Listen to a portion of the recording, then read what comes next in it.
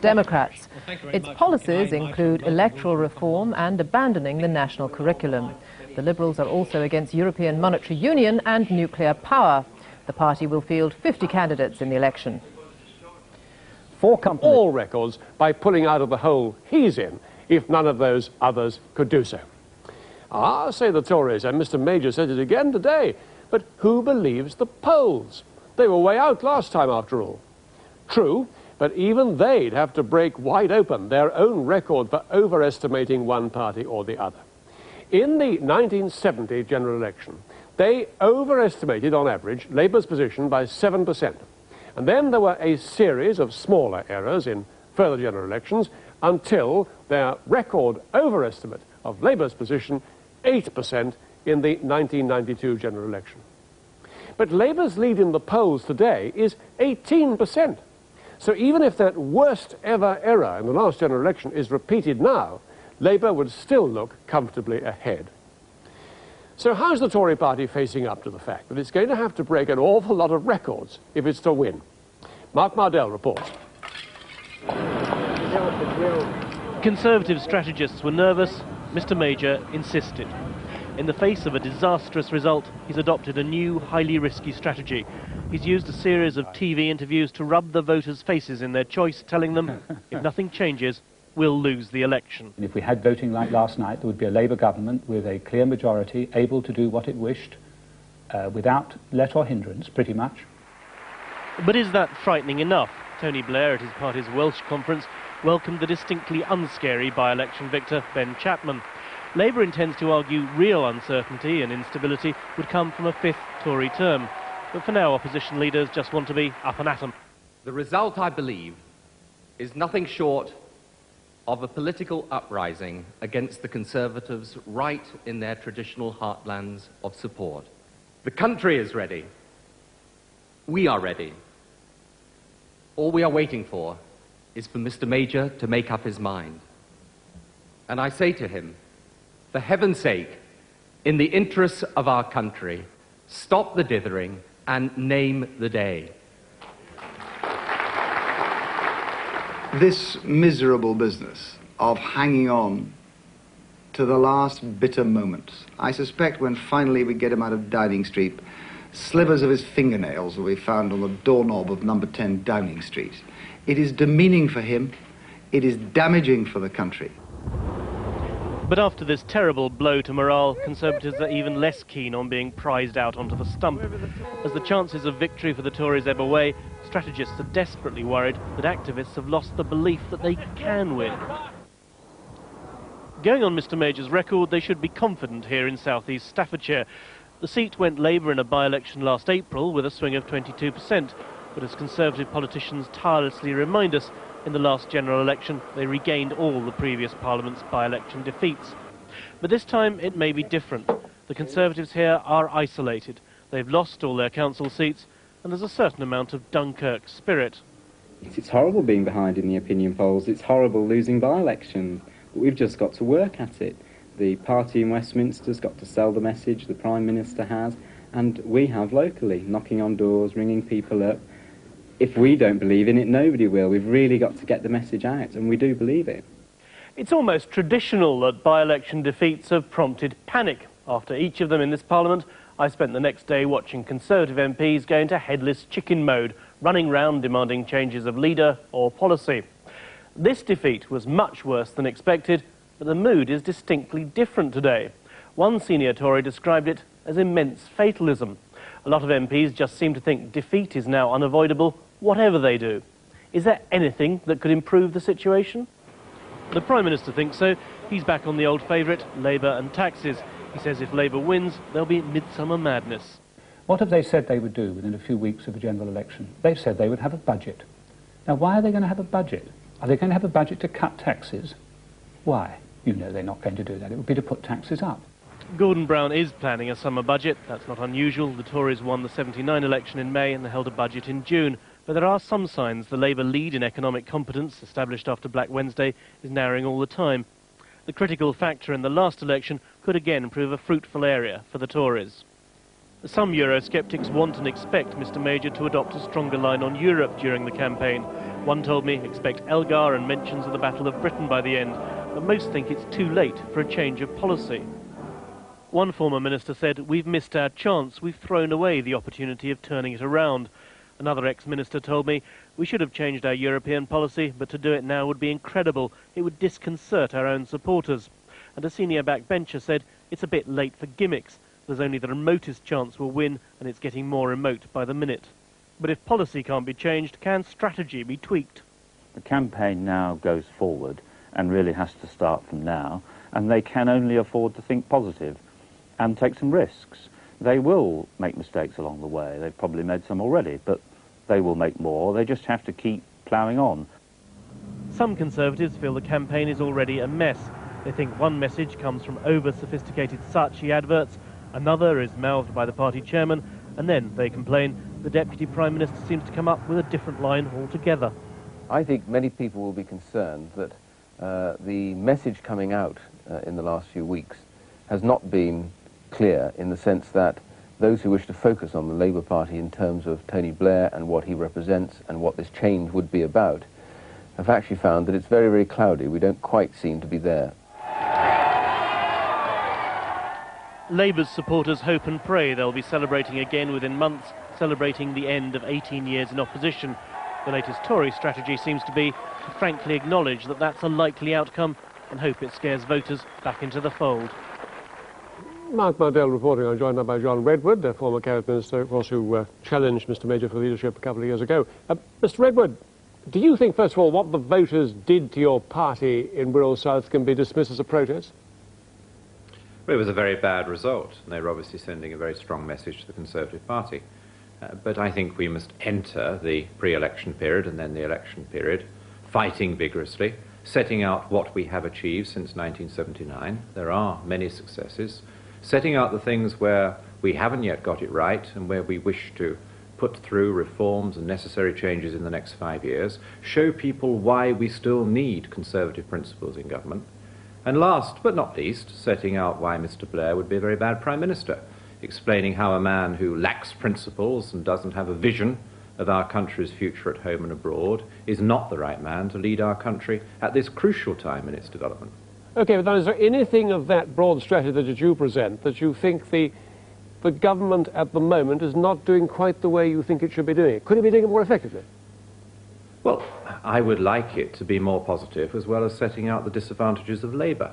Of course, the government and central office are absolutely right that there are dangers in Labour. You don't know where you stand with Tony Blair.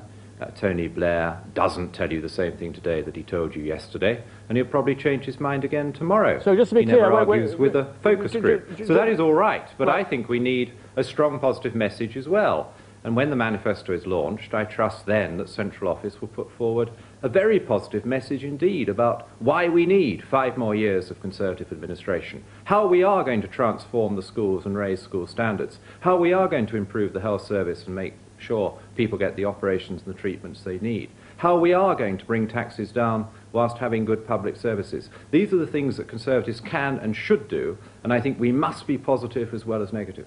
But what is it about the negative that worries you? Because the government are doing all those things. They're telling us all about the Conservative policies on offer. When you hear Mr Major talk about the danger of midsummer madness and so on, is that a midsummer nightmare? Is there something wrong with that? No, I think that's very good language, and I'm all in favour of explaining to people what they would get if they voted Labour. That is an important part of political strategy. But I think the poster campaign, and most of the campaign over the last few weeks, has been predominantly explaining the dangers of Labour. I trust that when we launch the manifesto and then go into the campaign proper, we'll spend at least the same amount of time setting out what we want to do. We've got to show that this government is 18 years young and enthusiastic, okay. not 18 years old and tired. Is it clear enough to you who's in charge of the campaign?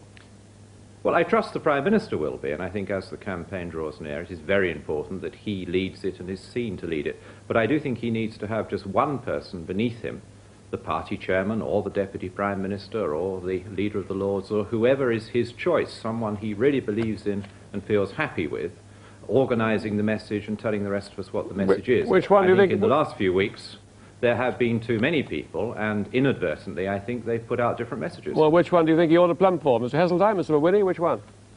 Well, it must be his personal choice. This is which one would his you plump for, campaign. Mr. Redwood? He is our leader. But which one would you go for? Person.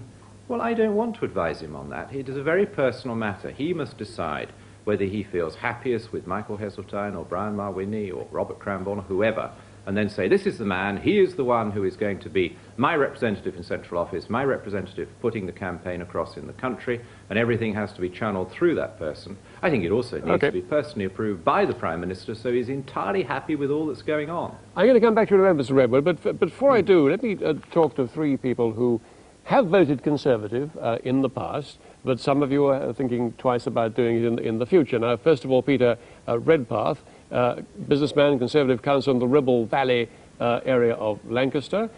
Nick Fell, who is a teacher, who's always voted Conservative until now, and I gather now you're thinking of voting Labour, and Edda Simons, housewife in Pinner, who chairs a board of school governors. Edda Simons first, will you vote Tory again? I'm not sure. I'm not convinced. There have been a lot of things that I've not been happy with. I'm still not happy with Labour either. I'm certainly not going to vote Lib Dems. They've let the people of Harrow down badly. I need to see what Labour have to offer. They haven't actually come up with anything yet. You've heard Mr. Redwood's recipe for what should happen in the short time left before the general election for the Tories to get their house in order and put the case over. Was anything there that struck a particular point with you? Well, certainly education. He's talking about education. I feel very strongly about education. They've actually cut back the budgets for our local council.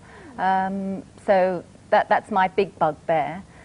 He talks about it being their priority, but he can talk about it. It's not happening. It's not reality. And unfortunately, that seems to be the case with all politicians. They talk about a lot and never seem to deliver the goods. Nick Fell, why are you now so disenchanted with the Tories that you're contemplating? Well, are you definitely going to vote Labour? Oh, I shall certainly vote Labour, yes. Nothing can change in the next couple of months, even if no, they've had 18 strategies years. change? They've had 18 years, and if they did suddenly try to suggest that they were going to change, you'd wonder why they hadn't done it before. Now, what about Mr. Redwood's view that there might be just a little bit too much stress on the negative and not enough of a positive, clear, laying exposition of what Conservative policies are? Well, I don't know. I think we've got to look at their record over the past 18 years, and particularly over the last 5 years. And in my view, it's quite appalling. Peter Redpath, what do you think of the way in which the government approaches the general election campaign itself and the nature of the way it should be attacking Labour and presenting its own policies? The campaign has got to be sharpened, certainly, in terms of making sure that everybody is aware of the shortcomings and the latter-day conversions that the Labour Party seems to have come across, plus the fact that, of course, there's so much division within their ranks which is being kept under wraps at the moment that I'm surprised that as many people as appear to be are fooled by what's happening there. I don't take too much... obviously, we weren't happy with last night's result, but we in Ribble Valley have in fact lived through a much worse period than that when we had a turnaround of 25,000 votes in our vote. But then, of course, it was a long way before the last general election. Well, it was in 13 months before the last general election. It was 6 years ago, but within 12 months we turned it round by another 10,000.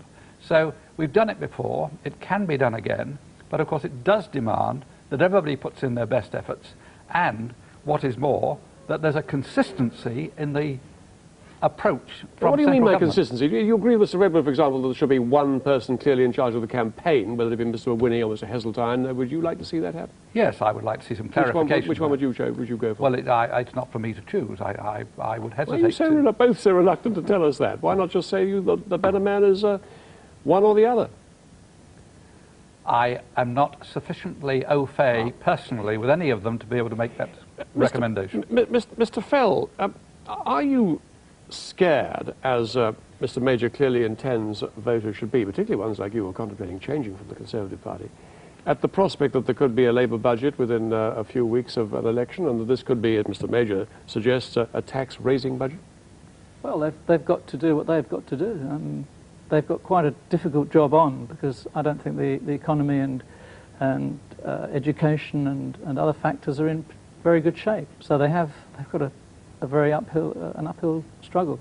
But, if anything's going to persuade you to come back to the party you've consistently voted for, well, most of the time in the past, the Conservative Party, is it the tactic of persuading you that Labour is a frightening prospect and bad news for Britain, or that the Conservatives have more to offer, which are particularly interested in education and so on? Is it a positive presentation of Conservative policies or a negative presentation of Labour? I think it has to be a positive presentation from the Conservatives, because I feel that all politicians will contradict each party. So regardless, you know, they'll always have something bad to say about another party, regardless to how good they can be. So I think we have to go for a positive presentation from the Conservatives, rather than a negative about Labour. Back to you, John Redwood, finally. What do you think are you talk about the presentation of policies as being an essential part of this, and not too much emphasis on the negative side, but which are the policies the government's not making enough of emphasising? Well, I think when we launch the manifesto, I would expect this to happen naturally, but I'm just saying I think it's a necessary part of a good campaign. I do want to see us setting out how we are going to improve educational standards. It's not just a question of money. Indeed, Labour have now said they will only spend what we're spending on all these things. It's how you spend the money, it's how much choice you give parents, it's what you say about standards in the classroom, and how subjects can be best taught. These are the things that we must take to the electorate. On the subject of the economy, jobs, prosperity, we should say, look, we're now getting things right in this country. Germany and France are in terrible trouble, and at that very point, Tony Blair wants to copy the system in France or Germany instead of capitalising on the success we're now achieving. We've heard this, a distraction from the government, from Kenneth Clarke. Nearly every time he speaks, he tells us how well we're doing on the economy. It doesn't make much difference. People are not persuaded, are they?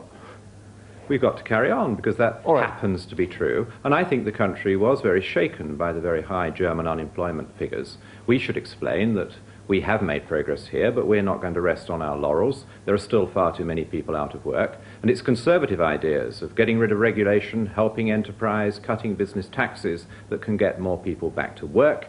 It is the German system of social protection and higher taxes that throws people on the dole queue, and that is the system that Labour is adopting. You heard Iain Duncan Smith earlier, I'm sure, saying that he was concerned about the unclear message about what Tony Blair represents, and it's the unclear message from the Conservative Party about what Tony Blair means that worries him. What do you think should be the clear focus of the Conservative Party in attacking Labour? What are they getting wrong at the moment? Well, I would say that I don't believe a word Mr. Blair says, because he keeps changing his mind, and he's very unwilling to answer the difficult questions. He won't tell us what he would do in Amsterdam. He won't tell us what he'd do about the single currency. He won't tell us what he'll do about his utilities tax. How much is he going to charge people on their gas and electricity and water bills? Why is he going to tax the necessities of life? He won't answer because he knows it would be embarrassing to answer. So I think we should stress that this is the man who won't answer and will change his mind if he thinks it's going to get in the way of an election victory. John Redwood, thank you very much, and thank you all very much for joining us too.